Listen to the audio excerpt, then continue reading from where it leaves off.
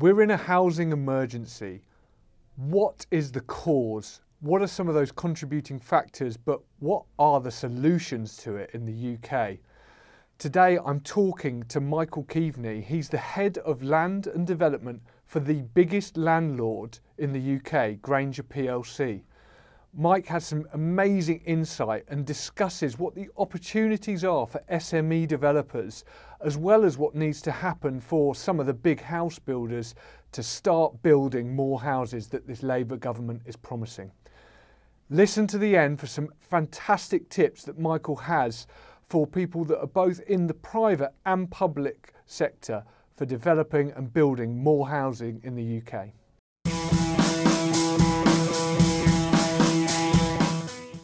Hello everyone and welcome to another episode of the Rodcast. I'm really excited today because we have the head of land and development from the UK's biggest landlord, Grainger PLC, Michael Keaveney. So Mike, welcome. Thanks for coming in. Thanks for having me. So Mike, you graduated from Reading University a while back doing a surveying degree. Yes. Give us some background as to how a surveying graduate goes on to become the head of land and planning for the UK's biggest landlord.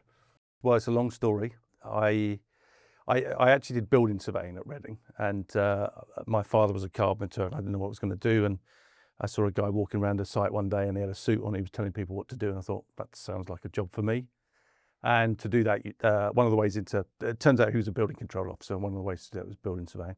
So I did that at Reading, and then worked for a company called Hunter and Partners, who did residential projects, conversions into flats, estate regen. I did that for about 5 years. And then a project manager came around my site one day and he had a suit on, he was telling people what to do. You can see a theme here. And he explained to me that all his projects finished on time and on budget. Okay, fine. I'd never seen him before the project. I never saw him after. Finished it on time on budget because that was a lot easier back in the 80s and 90s. And thought, interesting, project management. I heard about it. So I moved into project management. I went to a company called Frank and Andrews. And they had a project management division, which I joined. And then a couple of years later, I became a director of that. And most of my clients were commercial developers. So generally commercial developers rather than residential. Yeah. And I kind of looked at what they were doing and thought about what I did. And again, you had someone in a suit telling everyone what to do. And I thought, I think I can do that.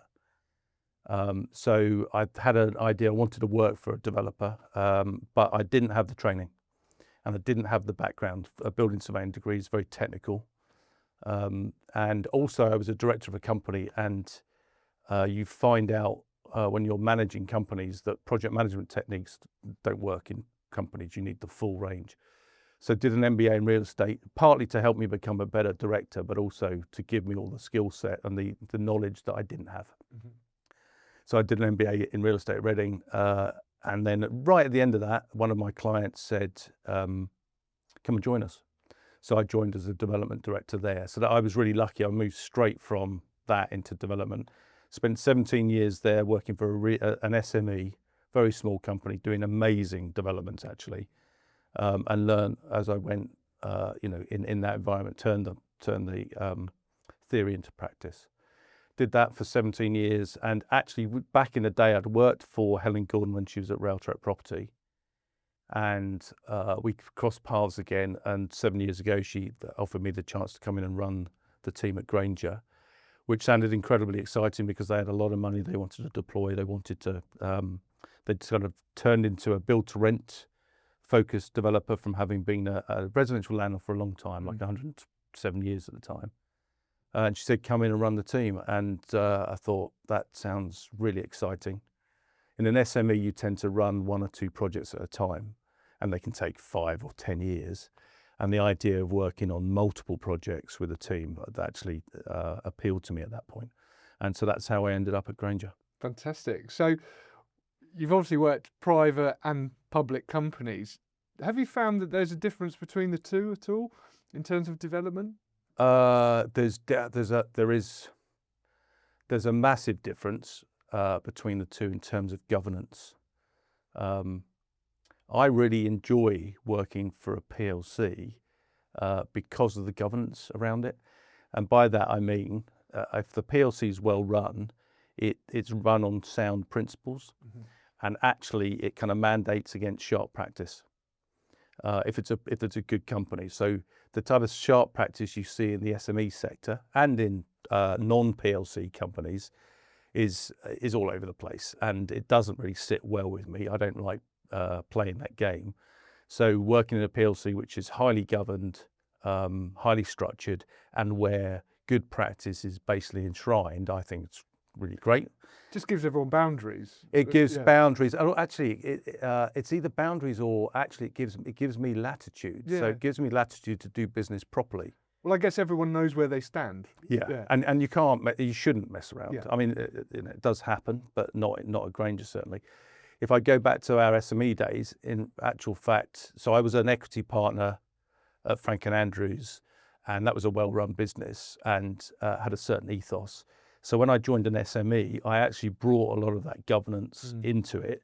And so, all the reporting, everything we did was set up as if it was a PLC type environment. I mean, it was much smaller. So you didn't have all of the policies and all of the stuff, but we ran it like a proper company. And so that was great. But I obviously dealt with people in the industry and around the industry. And I just hold my head in the hands about the stuff that went on. So for me, it's been a natural progression because of the way I was trained originally, my experience at Frank and Andrews, then into the company I worked for 17 years, and then Grainger. So for me, it's not changed the way I do things. It's just allowed it to flourish. Yeah. But yeah, the SME sector is very Wild West. Wild West. And so how do you think development has changed for residential property throughout your career? Has it always kind of be the same? Have there been any kind of standout moments where you've thought, oh God, that's really changed things? And are we there now? It's changed dramatically, I think. Fundamentally, I think town planning has become a really difficult environment to navigate. And that's nothing to do with necessarily town planning itself. It's to do with the narrative that surrounds it. I remember in the 90s being really shocked. I was building converting some houses into flats for Mind, the mental health charity at the time. And it was an amazing development, amazing facility for people. But the local rhetoric around not wanting people with mental health issues in and around their homes I found it quite appalling. And it was my first experience of NIMBYism. And so I think NIMBYism has become a disease that's held back development in this country, and particularly housing. I've seen 100% affordable home schemes turned down, not really on any merit. I've seen other schemes turned down against officers' recommendation just because people don't want change. And I've had to appeal schemes and always won costs. So I think that the way that the town planning environment has been politicised under the banner of localism and democracy has massively changed, I think. And interestingly, I heard a great word the other day, which I'm going to get into this, which is someone coined it as the vetocracy, right? Vetocracy. I thought, that's it. That's exactly what we've got. Yeah. It's a vetocracy masquerading as democracy. And so do you think the latest announcements by the Labour government on kind of some of these things in terms of planning are a good thing then? I would say that we talk about planning reform, etc. I think the Labour government I'm kind of pinching myself at how radical they're being on all sorts of fronts. Some of the stuff there's some things I don't really agree with, but it's not necessarily around planning. But the rhetoric around going from NIMBY to YIMBY has changed the argument. And that single change, I think, has had more impact than the white papers on town planning, of which we're probably going to be on our third soon. The change in the narrative, what it means to be pro-development versus against it, I think is massive change. You then add that to the reintroduction of housing targets, which the destruction of those was a charter to do nothing. And then the latest idea is to remove councillors and committees for smaller developments. And that is an absolute game changer and is a direct response to the appalling way that planning is being run at committees in lots of places, not everywhere. I wouldn't for a minute say that all planning committees are the same, and I've seen some great ones, but generally what I've seen is pretty appalling. And there'll be a load of developers like me and other SMEs saying they don't understand what they're supposed to do, taking 2 years to get to a point to find out that they've got officer support and then it gets rejected and they have to go through appeal. Meanwhile, houses aren't getting built and infrastructure is not getting built. So I think what the Labour government have done in that respect is dramatic in terms of changing the context. And so the longer they do that, the better. And when you hear the term housing crisis, what does that mean to you? And what do you feel are the causes of that, and what are some of the potential solutions? So I've heard it called a perma-crisis, and actually it's neither a crisis nor a perma-crisis. It's actually a housing emergency, and we need to start thinking of it like that. You've got 119,000 families in temporary accommodation costing the state 2.3 billion a year.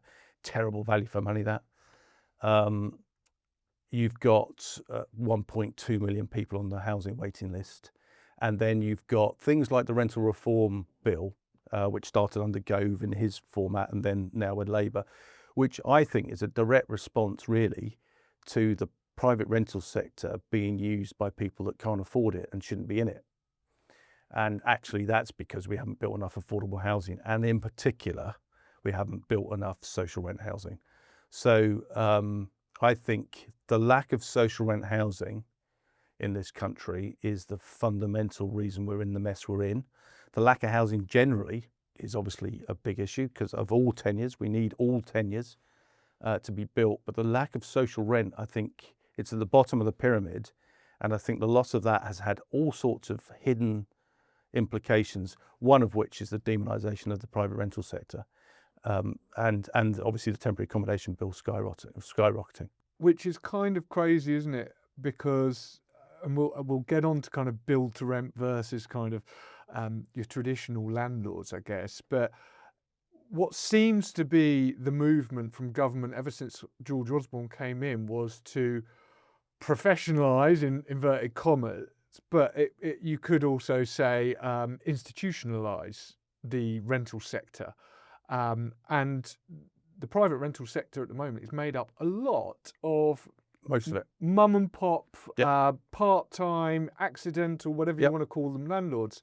And so I get that they want to professionalise the sector, but in order to wait for the institutional money and the build to rent to come in, which is a tiny proportion of the sector, what's going to happen in the meantime if you disincentivise and demotivate the private rental sector, those landlords, to leave the market?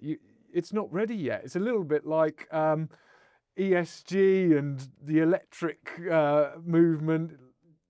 The infrastructure isn't there yet. So in the meantime, what happens? And I just feel like they're too soon. If that's what they want, then fine. But there's got to be a bit of middle ground until you can get to that point. So I've heard this theory that this is all about institutionalising the private rental sector, and I don't agree. George Osborne didn't do it for those reasons. I think at some point, and George Osborne was the first person to start taxing it to the extent where right now, I mean, you know, you've got to be very brave to go into buy-to-let. I think they realised that too many people were buying or owning private rented property, and you had a housing crisis and they didn't want to build more. So they thought, actually, well, let's grab some of those back. Instead of thinking about additionality, they thought, well, let's try and see if we can push some of those people out. I don't think it was the intention of taking the 4.5 million PRS homes in England and giving them all to people like Grainger and L&G and stuff. I don't think that was it. I think it was actually to try and make the PRS sector smaller, but by not increasing the PRS sector, all they're doing is every home that you convert from private renter sector to owner occupier it's not a new house. Well, you it's get just net, a different tenure. homelessness because you get more people per square foot correct, in a rented house than you do in an owner-occupied Absolutely right. house. So I think, so I've heard this thing about where it's all about institute. I don't think it is at all. I think there's been a concerted effort to deal with the PRS and to make it smaller. But the thing that rankles with me, it's not just about mum and pop and the accidental landlord. There's 4.5 million homes. Most of those are owned by individual, landlords who own 1 or 2 properties. And the vast majority of those landlords do a great job. And they don't charge market rent. And they haven't charged market rent for all of those years until obviously interest rates started to rise. Then they needed to re-gauge. We've got, if you do all the surveys, the vast majority of customers in the private rented sector, tenants as you might call them, get a good deal, and the landlords are great. We've got a cohort of landlords who abuse the system, and we've decided to just demonise the entire sector off the back of that. I can guarantee you, there are plenty of tenants or customers, as we like to call them, who are also bad, right? When I say plenty, volume, tiny minority of the total. We don't demonise all of those tenants because of the miscreants in it. And so what we've done is demonised it. We've brought in the Rental Reform Act to control it. There are things in the Rental Reform Act which we don't mind and actually go to the heart of our business. So Section 21 removal, we don't we don't need those things as long as we can get we can get someone who's being antisocial out of a building quickly because of the impact it has on everyone else. We're happy with reform generally because it does professionalise, and most landlords would be fine with that. But it's swung the other way to the point where I think it's really difficult for individual landlords to make it work now. But the thing that the hidden secret is the number of buy-to-let investors who are out there that propped up the private house building. We don't really talk about it. If you were doing an ultra-urban scheme, you would want to get 30 to 50% pre-sold. To who? Right? Who buys those? It's not owner-occupiers, it's investors. Who invests long-term for something that's going to come in 3 or 4 years' time? It tends to be international investment rather than local. There will be some local. That's why you go and launch your schemes in Hong Kong and Singapore. That's why you end up doing all of that. If you remove that, those schemes don't happen. And suddenly with your extra tax for foreign buyers and all they don't want it. So what you've actually done in the way that Section 106 housing has now hit the buffers and now you can't build housing in greenfields because you can't sell the Section 106 affordable to an RP, you've got the same thing with investors. If you turn your nose up at private investment, then you stop ultra-urban schemes. And none of the major house builders build ultra-urban schemes now, apart from Berkeley. They've all gone into housing. And they're simple. Since the global financial crisis, that was their method of knowing they can turn the taps on and off to hit their rate of sale. If you build 100, 200 homes in a block of flats, you've invested a huge amount of money, and halfway through or towards the end, the market can die and your money's sitting there doing nothing. And so they've moved themselves out of that into, I can build 4 homes a month to sell, or 6, or actually 1. And so the right response from them is actually, if that's all going to be taken away and that's more risky, I won't build it. And so I think that I don't think it's understood the extent to which the PRS and investors help with regeneration. That's a really good point. I mean, you've got to motivate capital, don't you? Always. And that's what keeps transactions moving, and transactions are great for the economy because they've got all these different kind of things. If you imagine when you buy a property, normally you might spend some money on removals, legals, all these kind of other fees that contribute. And the housing economy in the UK is probably one of the biggest sectors there is that kickstarts everything. So I think it's really important to motivate that capital to keep moving into housing, or property, or whatever you want to call it. And so that seems to be a massive, massive barrier at the moment. What do you think some of those solutions are then? Wow. If I can just pick up on your point. There is a lack of understanding about what actually makes the development like this happen, and that could be investors helping to bring money in to help with the debt raising for a SME or even a house builder. The other issue is that people don't understand that private capital does not necessarily have to invest in flats in a city in the UK, right? It can decide not to, right? It can decide not to invest in property for a start. It can decide not to invest in residential, and it can decide actually there are better places around the world which are quicker and easier with better returns and less regulation. And we are in that zone now where actually the UK has got a huge brand. It's a safe place to do business. You know, that's why we get a lot of international capital seeking to invest, but only to a point. Well, it's that little red line around your title plan that people like to invest in. Yeah. Whereas if you go to other countries, you don't often have that. Or it might be scrubbed out on you.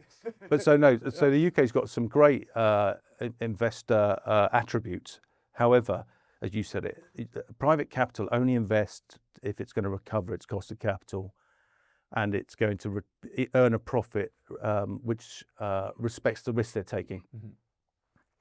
If they can't, they don't. It's really binary, right? We don't, we've got it, it's a great scheme, it doesn't really make the returns, we'll do it anyway. They just don't. And we are seeing that right now in London with the lack of housing starts. They are directly related, partly to do with staircases and all that stuff, but also they're directly related to the fact that there are better places to use their capital, or the hurdles can't be met. And the answer to it is, we're not doing it. It isn't, we'll do it at lower profit. It's, we're not going to do it. And so I don't think that's understood the ability for capital to just go, no thanks.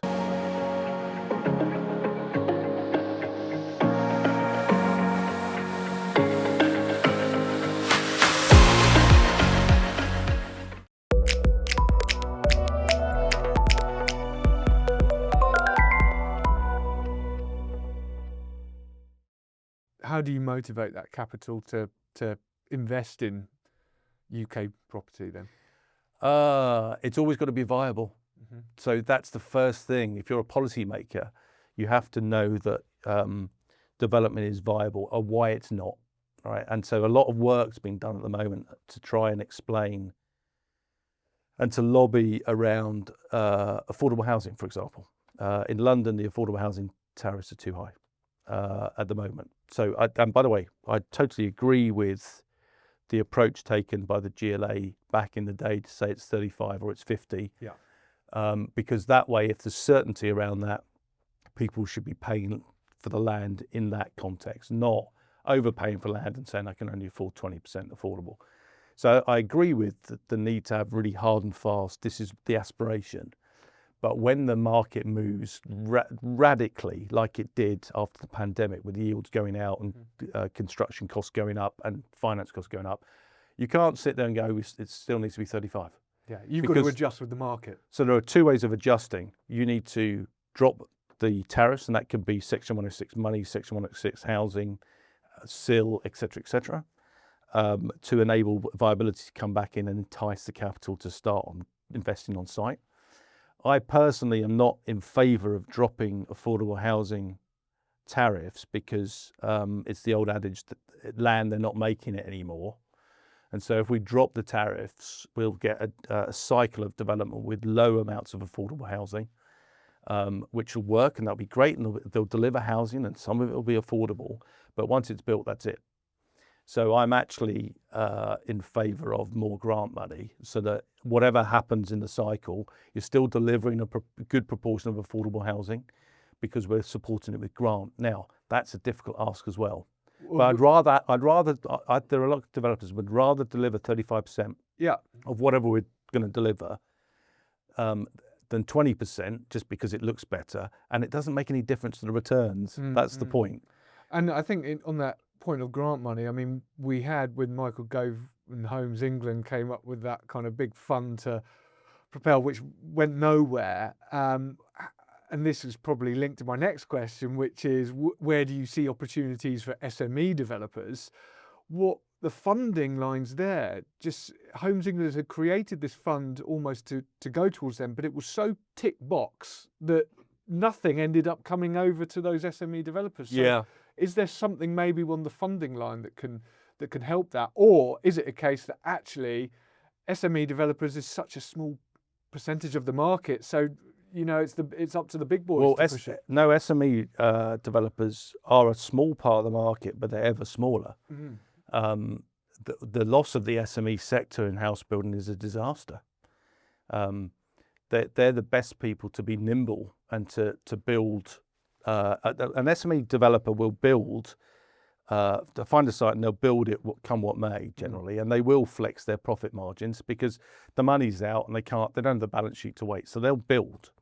The loss of the SMEs is a disaster, and for me, the reason why we've lost the SME sector, or it's dramatically smaller, is town planning. And it's to do with, we looked at one of our schemes recently. We've got 50 consultants working on one of our schemes. For all the things that we need to do to get to planning, we've got 50 consultants. So we looked at this, and for our planning schemes, which are all typically similar size, all small schemes, but we used double the amount of consultant reports for a planning that we did 3 years ago. Yes, yeah, and just 3 years. If you think so, Steve Morgan at Redrow is famous for saying he wouldn't be able to set Redrow up now. Yeah, and he's right.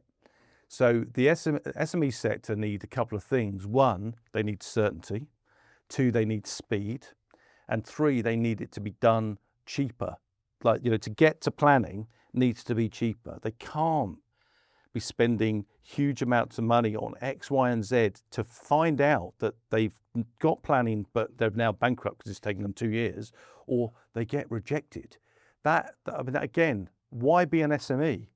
Because that is the risk is huge. The risk is huge. So they have to de-risk it. And I'm afraid the proliferation of red tape and reports around town planning is unbelievable. It's another thing that Labour are seeking to tackle, actually, which is really interesting. The idea that BATs shouldn't force tunnels for HS2, or that, I'm afraid, is exactly the sort of stuff that we need to be doing, to be saying, well, what's the value? Because we have a general, for some reason, in a housing emergency, putting roofs over people's heads is not a priority. What is their priority? Anything but, it appears to me, but not Labour, because they are trying to do it, but everyone else, everything but. They don't want it, and I'm a rabid anti-NIMBY personality, because I've been there and I've seen it and watched it, and I've back in the day, I've had these thoughts myself. Everyone's a NIMBY, right? Everyone's a NIMBY, right? Of course we are. None of us want change, right? And so, but what happens? You can play NIMBY bingo, which is that what's coming on any application, and here it comes, and it's the same old stuff being trotted out, and none of it's planning policy stuff. But you can just go, oh, okay, if there's another one, tick, tick, tick, tick, tick, yep, house. And it's become a situation where the language around it is so well worn. They know what to say, when to say it, and which strings to pull to make it look like actually they're the latest eco warriors, when actually they just don't want change. And by the way, it's fine they don't want change. It's perfectly understandable. What I don't like is wrapping it up in, it's the bats and the newts, and we're concreting over the countryside, etc., etc., etc. Just be honest about it. You just don't want it. Sure. And NIMBY is actually an incredibly pejorative term, because what it really means, NIMBY isn't an objector. NIMBY is, I know it's needed, right? I know it's needed, but not in my backyard. Yeah. So it's not needed at all, and therefore that's fine. If someone could say to me, right, we don't need it, that's a perfectly good objection, right? If they're saying, I need it, we know we need it, not here, I think you have to take a long look in the mirror if you do that. Mm-hmm. So your answer there, I think, has given me an answer to my next question, but I'll maybe word it differently. Am I running to be a politician? No. So I was kind of getting under the impression before this conversation that planning seems to be a bit of a red herring in terms of stopping all this house building target of 1.5 million that will never happen. And the reason I thought that was because we've got the big house builders have got their pipeline until the end of this government, all with planning. And that's 75% of all houses built. And actually, it's probably becoming a bit more because, like you say, SMEs, Yep. their market share is dwindling.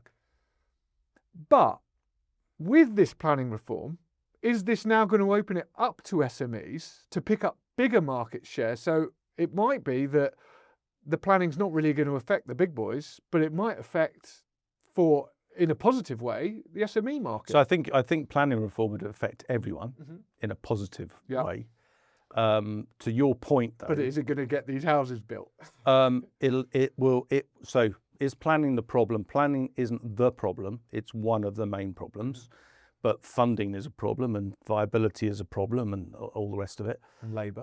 And the capacity of the construction industry and all the rest of it. But and actually, for me, the answer is money before everything else. If the subsidy was available to do everything we want to do, so if you're going to build 1.5 million homes, really you're probably talking about 500,000 of those being affordable, and you're going to want most of those to be social rent, which means you're going to have to find a huge amount of money. We calculated that at about 19 billion per 90,000 homes of social rent. And that's really what needs to come forward to get to 1.5. The house builders will keep on building, the big house builders will keep on building to their rate of sale on their sites. They're in business to build homes. They don't land bank. That's a really dumb way of thinking about it.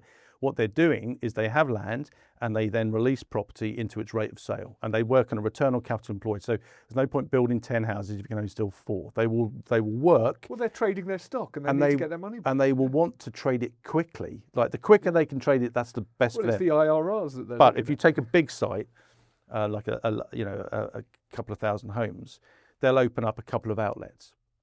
Because if they open up one outlet, that kind of sits on demand. But if they can open another outlet on another part of the site, they can maybe do 8 instead of 4.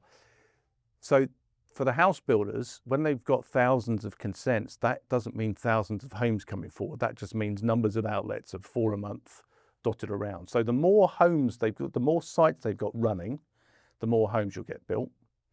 And then you go, okay, well, let's think about the SMEs. The SMEs don't work like that, right? So they don't have outlets. They've just got a development or 2 or 3 or 4, and they build into a demand that they think is appropriate.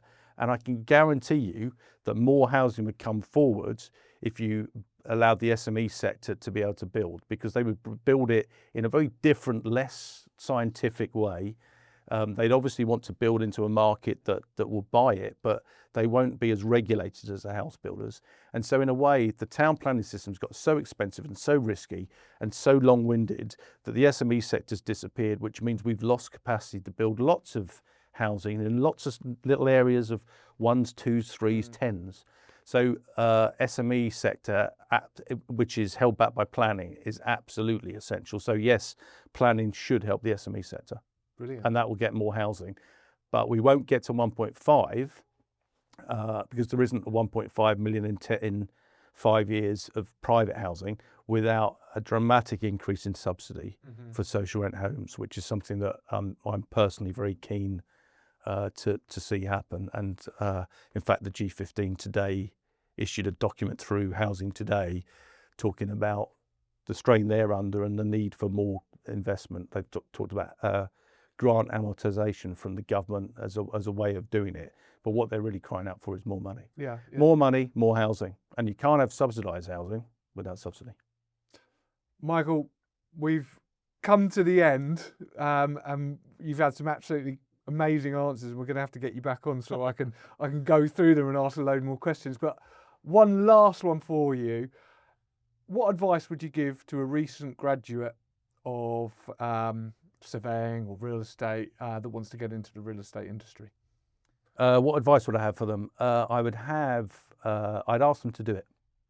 I'd sell them on the amazing industry it is and the ability to make a real change in the environment that we live and work in, and the feeling of satisfaction that you get when the development you've been working on for many years is finished and now starting to be used, and the impact it has. I think it's an amazing career, whether it's construction or development.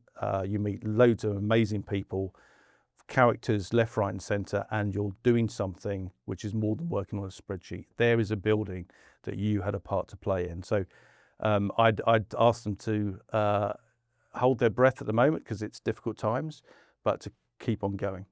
Brilliant. Thanks very much.